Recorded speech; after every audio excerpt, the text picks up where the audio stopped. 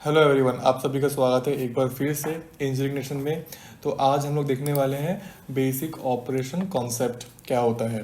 इसमें कि बहुत सारे रजिस्टर्स आते हैं, I R, P C, M A R, M D R and A L U. तो चलिए देखेंगे वन बाय वन सभी के बारे में। A task is perform by storing the program consisting of a set of instructions into the main memory. Individual instructions which executes the specified operations are brought into the processor from the main memory. Data used in programs are also stored in memory. Consider an example of an add instruction given below. तो इसमें क्या बताया गया, इसमें यही बताया गया कि जो भी इंस्ट्रक्शंस जो कि एग्जीक्यूट होते हैं वो आते हैं मेन मेमोरी से। साथ ही साथ जो प्रोग्राम्स भी आते हैं जो एग्जीक्यूट करता है उस डेटा को, वो भी होता है मेन मेमोरी में। But at the end execution कहाँ होता है? एग्जीक्यूशन होता है हमारा प्रोसेसर में। But processor don't store anything, ठीक है। तो क्या होता है कि सारी चीज़ें प्रोसेसर के पास लाई जाती है एंड देन प्रोसेसर उसको रीड करता है, वहाँ पे प्रोसेस करता है एंड देन उसको वापस मेमोरी में भेज देता है। तो ये सारा काम होता है, लाइक इस तरीके से साइकिल रन होता है। मेमोरी से डेटा प्रोग्राम आते हैं, एग्जीक्यूट होते हैं, वापस जाते हैं, फिर आते हैं, फिर वापस जाते हैं। इस तरीके से साइकिल चलता है एक, ठीक है। अभी एक एग्जांपल देखते हैं, ऐड LOCARO। ये मतलब एक काइंड ऑफ एन इंस्ट्रक्शन है कि ऐड करना है लोकेशन ए से RO, मतलब R एक रजिस्टर है वहां पे। तो कैसे होगा? This instruction use to add the contents present at memory location A with the content of register RO and places the sum result of the sum into register RO. मतलब कि यहाँ पे क्या होगा कि LOC एक रजिस्टर है, LOCA यहाँ पे एक डेटा है एंड RO एक रजिस्टर है, यहाँ पे एक डेटा है। तो यहाँ पे दोनों पे सम होगा एंड देन जो रिजल्ट है वो वापस RO में स्टोर हो जाएगा। मतलब इन दोनों का सम होकर रिजल्ट यहाँ पे RO में स्टोर हो जाएगा। After this instruction is executed, the content present at LOCA are preserved, whereas the contents of register RO are lost. तो मतलब यहीं पे वही बताया गया कि जो कंटेंट रहता है, जैसे कि अगर यहाँ पे 1 है, यहाँ पे 2 है, तो क्या होगा कि 1 + 2 हो गया 3। तो RO का जो यहाँ पे रजिस्टर है वो उसका वैल्यू चेंज हो जाएगा 3 में एंड LOCA में हो जाएगा 1। मतलब यहाँ पे तो 1 ही रहेगा, यहाँ पे 3 हो जाएगा, राइट। तो यहाँ पे यही बताया गया कि जो कि LOCA में जो भी हमारा डेटा है वो तो वैसे ही रहेगा, बट RO का डेटा चेंज हो जाएगा क्योंकि यहाँ पे हम ओवरराइट कर दे रहे हैं, इसको एडिशन की वैल्यू यहाँ पे ओवरराइट कर दे रहे हैं। This instruction to be executed by following various steps, such as the instruction to be executed is fetched from main memory into the processor. Then the contents of LOCA are fetched and added with the contents of RO. And finally the resulting sum is transferred into the RO. मतलब जैसे कि मैंने आपको बताया कि main memory से data गया processor में एंड देन यहाँ पे दोनों रजिस्टर पे डेटा है, दोनों पे एडिशन हुआ। एडिशन कौन करेगा? ALU यूनिट एडिशन करता है एंड देन यहाँ पे जो डेटा, जो फाइनल रिजल्ट है वो हमारा RO में आ जाता है।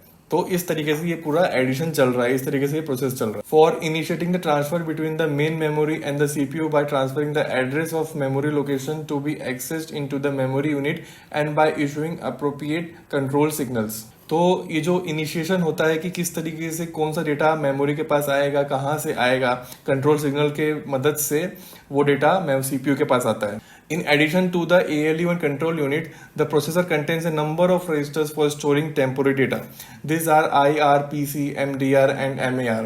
मतलब ALU तो हमको पता है, कंट्रोल यूनिट भी हमको पता है। प्रोसेसर में और भी बहुत सारी रजिस्टर्स होते हैं जो कि टेम्पोररी पर्पज के लिए रहती है, लाइक वो परमानेंटली डेटा कभी स्टोर नहीं करता, but just for the calculations, जो कि कैलकुलेशंस हो रहे हैं उसको टेम्पोररी होल्ड करने के लिए, या अपना फंक्शन नेक्स्ट कौन सा फंक्शन है वो मुझे बताओ, ऐसे प्रोसेसर बोलेगा। तो उसके लिए एक छोटा सा मेमोरी होना चाहिए प्रोसेसर के पास। तो वही सारे रजिस्टर्स है, IR, PC, MDR and MAR। तो इसको हम देखेंगे। Instruction register holds the instruction that is currently being executed. Its output is available to the control circuits which generate the timing signals that control the various processing elements involved in executing the instruction. तो instruction register क्या करता है कि अपने पास instructions रखता है जो कि अभी एग्जीक्यूट हो रहा है, जिसकी मदद से जो प्रोसेसर है वो कंट्रोल सिग्नल्स जनरेट करता है एंड बताता है कि मतलब कैसे एग्जीक्यूशन होना है। टाइमिंग सिग्नल्स जनरेट करता है कि कितने टाइम तक इसको एग्जीक्यूट करना है।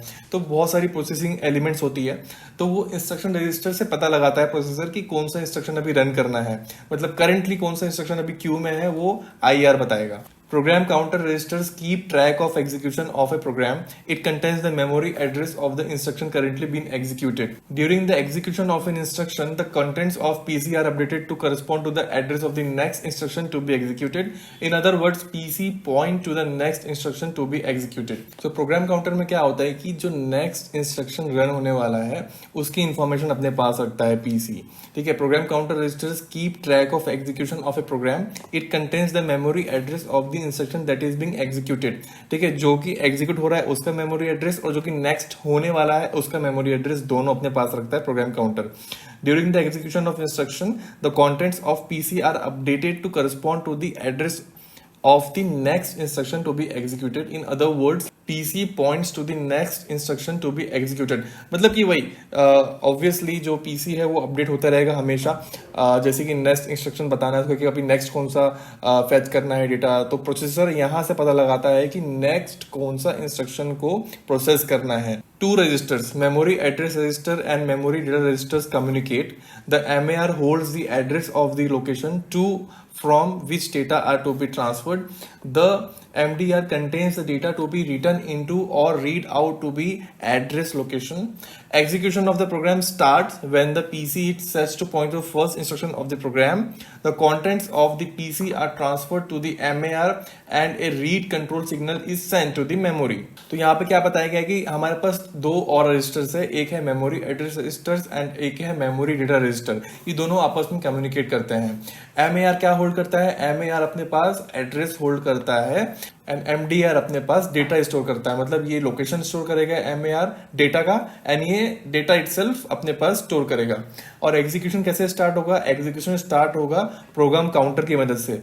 ये प्रोग्राम काउंटर में जो भी फर्स्ट इंस्ट्रक्शन पॉइंट हो रहा है उसको प्रोसेसर पहले फेच करेगा एंड उसको प्रोसेस करेगा. उसके हिसाब से ही MAR और MDR अपने आप काम करेंगे, कम्युनिकेट करेंगे कि कौन सा एड्रेस फेच करना है, कौन सा डेटा फेच करना है. देन प्रोग्राम काउंटर भी अपडेट होगा बाद में एंड देन उसके हिसाब से कंट्रोल रीड सिग्नल्स सब जनरेट होते हैं. ठीक है, मेमोरी से कि कौन सा डेटा भी कब लाना है. तो ये सारी चीजें होगी, ये सारी चीजें प्रोसेसर के अंदर हो रही है. इट्स नॉट कि कहीं बाहर हो रही है, एक प्रोसेसर के अंदर ये सारी चीजें होती है. तो चलिए देखते हैं हम लोग की main memory and then processor कैसे काम करता है आपस में. तो ये जो कनेक्शन दिख रहा है आपको, यहाँ पे हो गया हमारा मेन मेमोरी, ये हो गया हमारा मेमोरी एड्रेस रजिस्टर, ये हो गया हमारा memory data register, program counter, instruction register, ALU, control unit और ये और भी बहुत सारे जनरल पर्पस रजिस्टर्स है जो कि टेम्पोररी डेटा अपने पास स्टोर करते हैं. ठीक है, ये सारी चीज़ें हमारे पास हो गई. अब किस तरीके से काम होता है डेटा, ठीक है, किस तरीके से प्रोसेस होता है.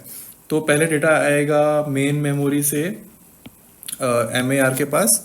ठीक है, MAR के पास हो गया डेटा एंड देन डेटा के बाद ये आएगा इंस्ट्रक्शन रजिस्टर में. ठीक है, इंस्ट्रक्शन रजिस्टर के पास आ गया हमारा पहला इंस्ट्रक्शन. तो यहाँ से हमारा प्रोग्राम हो गया एग्जीक्यूशन स्टार्ट.